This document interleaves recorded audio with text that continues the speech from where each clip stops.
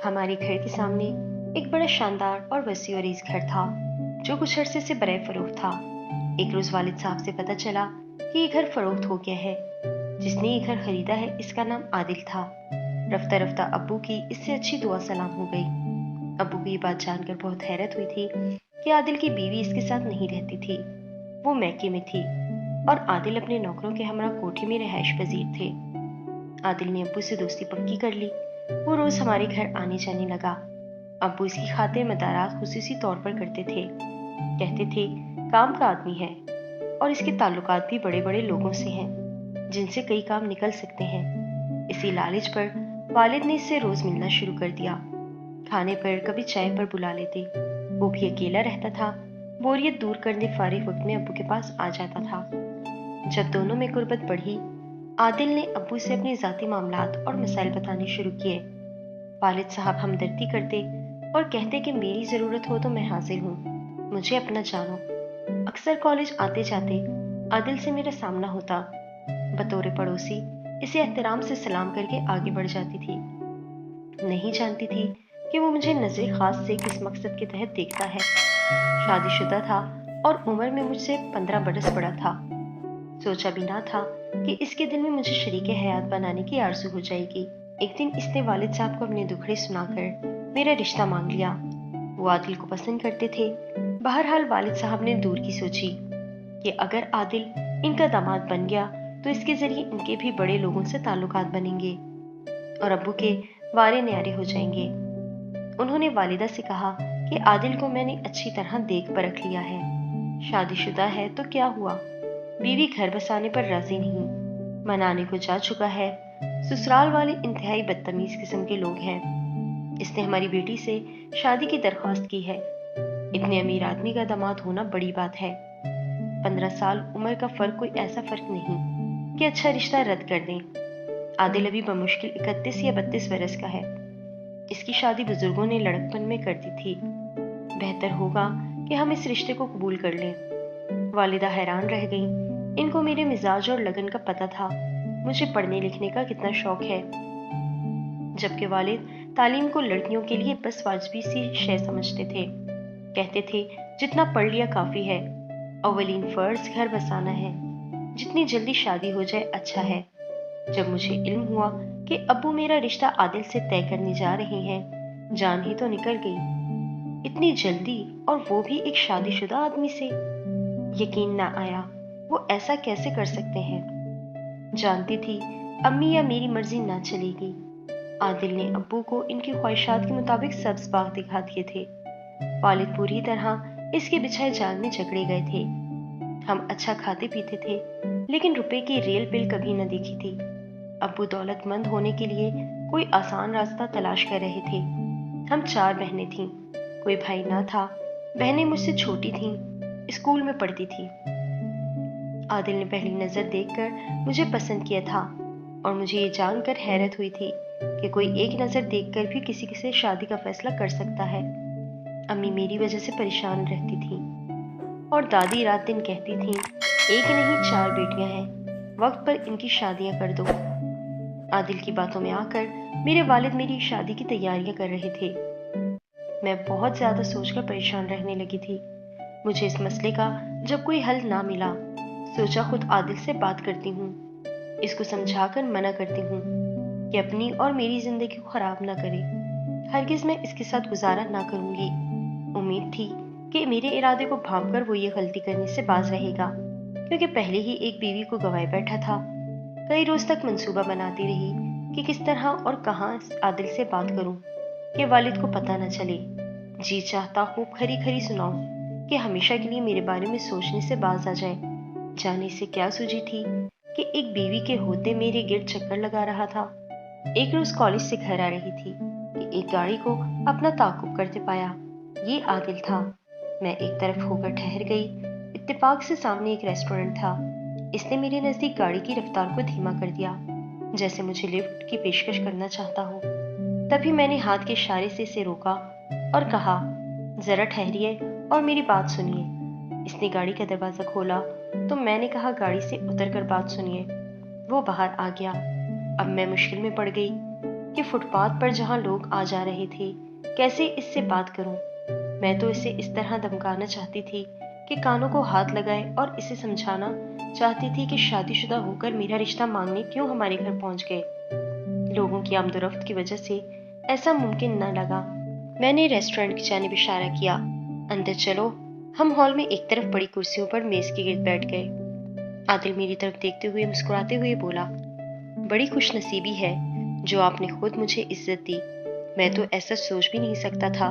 میں نے روکھے لہجے میں اسے جواب دیا، کبھی آپ کو یہاں بٹھا کر بات نہ کرتی، لیکن جس مشکل میں آپ نے مجھے ڈالا ہے اس کا واحد حل یہی تھا کہ آپ سے دو ٹوک بات کر لوں۔ یہ لفٹ میں نے باتیں کرنے کے شوق میں نہیں لی، بلکہ آپ شادی شدہ ہیں، پھر دوسری شادی کی کیا ضرورت پیش آ گئی، وہ بھی مجھ جیسی اسٹوڈنٹ کو۔ آپ نے دیکھا جس کی زندگی کا مقصد اعلیٰ تعلیم حاصل کرنا ہے۔ اس نے میری سنجیدہ لہجے کو انتہائی غیر سنجیدہ موڈ میں لیا۔ وہ ہنس پڑا، پھر مخاطب ہوا، آپ واقعی شادی نہیں کرنا چاہتی یا مجھ سے شادی نہیں کرنا چاہتی کہ میں شادی شدہ ہوں؟ دونوں باتیں سمجھ لیں۔ پڑھائی کا جہاں تک معاملہ ہے یہ شادی کے بعد بھی جاری رکھی جا سکتی ہے، اور دوسری بیوی کا معاملہ ہے تو آپ میری بیوی سے خود ملیں۔ اس کا ذہنی توازن درست نہیں۔ میری چچا کی بیٹی ہے اور چچا کی بڑی جائیداد کی تنہا وارث ہے، اسی لیے مجھے بزرگوں نے کم سنی میں قربانی کا بکرا بنا دیا۔ اب میری والدہ، بہن، گھر والوں سب سے مل کر اس معاملے کی تصدیق کر سکتی ہیں۔ مجھے تحقیق کرنے کی ضرورت نہیں ہے کیونکہ مجھے آپ سے شادی نہیں کرنی۔ اگر آپ کی بیوی کا ذہنی توازن ٹھیک نہیں تو اسے طلاق کیوں نہیں دے دیتے؟ کیا محض اس کی جائیداد دولت کی وجہ سے؟ نہیں، اسے عمر بھر کے لیے ایک محرم بھی چاہیے جو اس کی دیکھ بھال کرتا رہے۔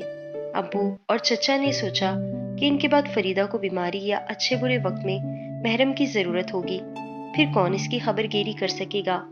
نادیہ، تم کیا کہتی ہو؟ کیا انسان کو خود غرض بن کر جینا چاہیے؟ انسانی زندگی کو بے مقصد جان کر گزار دینا چاہیے؟ اگر نیک اور اچھا مقصد بھی نظر میں رہے تو کیا برا ہے؟ میں آپ کی اس بات سے اتفاق کرتی ہوں، لیکن ابھی شادی نہیں کر سکتی۔ آپ کوئی اور رشتہ دیکھ لیں، ورنہ آپ کی یہ دوسری شادی بھی ناکام رہے گی۔ یہ کہہ کر میں ریسٹورنٹ سے جوں ہی باہر نکلی، والد صاحب کو سامنے پایا۔ عادل میرے پیچھے تھا اور والد صاحب کے ہمراہ ان کے دوست تھے۔ وہ یہاں کھانا کھانے آئے تھے۔ والد ان کی موجودگی میں نظریں جھکا کر خاموشی سے پاس سے گزر کر ریسٹورنٹ کے اندر چلے گئے۔ اوف، یہ اتفاق بھی ہونا تھا۔ میں آزاد ہونے سے پہلے گرفتار کر لی گئی تھی۔ ابو نے مجھ سے صفائی طلب کرنے کی ضرورت نہ سمجھی اور گھر آ کر والدہ سے کہا، تاریخ فوراً طے کر دی جائے گی، نادیہ کی شادی کی تیاری کرو۔ گویا میں ایک بہت بڑا خطرہ بن چکی تھی، اور ابو کے خیال میں عادل سے نکاح کر کے ہی اپنی عزت کو بچایا جا سکتا تھا۔ میں گھٹ گھٹ کر روئی، مگر نکاح ہو گیا۔ شادیانے بجنے لگے۔ میں دلہن بن کر سامنے والے وسیع و عریض شاندار محل نما کوٹھی کی ملکہ بن گئی۔ شادی کے بعد عادل نے مجھ پر اپنی گفتگو سے ایسا جادو کیا کہ میں اپنے سابقہ منصوبوں کو غیر حقیقی اور احمقانہ سوچوں کا شاخسانہ سمجھنے لگی۔ انہوں نے مجھ کو خوش رکھنے کے لیے سر دھڑ کی بازی لگا دی، ہر طرح میرا خیال رکھا۔ اب سوچتی تھی کہ اگر عادل سے میری شادی نہ ہوتی تو میں بدقسمت ہوتی۔ اس نے یہاں تک تو سچ کہا تھا کہ اس کی بیوی عرصے سے میکے میں تھی، لیکن یہ صحیح نہ تھا کہ اس کا ذہنی توازن خراب تھا۔ وہ ان پڑھ اور دیہات کی ایک بھولی بھالی عورت تھی۔ عادل سے اس کے 3 بچے تھے جو اپنی ماں کے پاس تھے۔ اصل معاملہ یہ تھا کہ وہ عورت عادل کے ساتھ شہر میں رہنا نہیں چاہتی تھی کہ اس کی والدہ فالج کی مریضہ تھی جسے اس کے سوا دیکھنے والا کوئی اور نہ تھا، اور یہ ایک طرح سے سمجھوتا تھا کہ وہ اپنی ماں کی خاطر میکے میں رہے گی اور عادل بزنس کی خاطر شہر میں سکونت پذیر ہوگا، البتہ گاؤں اپنے بچوں سے ملنے آتا جاتا رہے گا۔ میں نے خود کو سمجھایا کہ ایک اچھے مقصد کے لیے اس شخص نے بیوی کو بیمار ماں کے پاس رہنے کی اجازت دی ہے، اور ایسے وقت میں بیٹی سے زیادہ کوئی اس کا خیال نہیں رکھ سکتا تھا۔ یہ تو عادل کی اچھائی تھی۔ اب یہ خوف ستاتا تھا کہ کبھی عادل کی دوسری بیوی شہر والے گھر آ گئی تو یقیناً ہمارا سکون درہم برہم ہو جائے گا۔ شادی کو 2 سال ہو گئے تھے اور میں اولاد کی نعمت سے محروم تھی۔ عادل کے بچے موجود تھے اور اسے مزید بچوں کی خواہش بھی نہ تھی۔ میرا رشتہ اس کے ساتھ ہوا میں معلق تھا۔ بچے میاں بیوی کے رشتے کو زیادہ مضبوط کرتے ہیں، اس حقیقت سے انکار نہیں کیا جا سکتا تھا۔ انہی دنوں عادل کچھ پریشان رہنے لگے۔ پوچھا کیا پریشانی ہے؟ کہا کچھ نہیں، کاروباری پریشانی ہے جس کے لیے افسران کی خوشنودی حاصل کرنا ضروری ہے۔ سوچتا ہوں کہ ان کے گھر پر دعوت کر دوں تو بات بن جائے گی، اگر تم ساتھ دو۔ کیوں نہیں، آپ بتائیے مجھے کیا کرنا ہے؟ دعوت کا بہت عمدہ انتظام کرنا ہے، ہو جائے گا؟ آپ بالکل پریشان نہ ہوں۔ دعوت کے دن میں نے محنت سے کھانے وغیرہ کی تیاری کا اہتمام کیا، صبح سے شام تک کچن میں گزارا۔ رات کی دعوت تھی، رات میں ایک شخص ہمارے گھر آیا۔ عادل نے کہا یہ میرے بھائیوں کی طرح ہے، تمہیں ان سے پردہ کرنے کی ضرورت نہیں، کھانا تمہیں نے سرو کرنا ہے۔ برقع وغیرہ میں نہ پہنتی تھی، لیکن مرد مہمان آتے تو سامنے بھی نہ جاتی تھی۔ شوہر کے حکم پر میں نے میز پر برتن اور کھانا لگوایا، اور جب کھانا شروع ہوا تو میں بھی ان کے ساتھ بیٹھ گئی۔ یہی شوہر کا حکم تھا۔ وہ صاحب کن اکھیوں سے مجھے دیکھتے تھے اور میں پسینہ پسینہ ہو جاتی تھی۔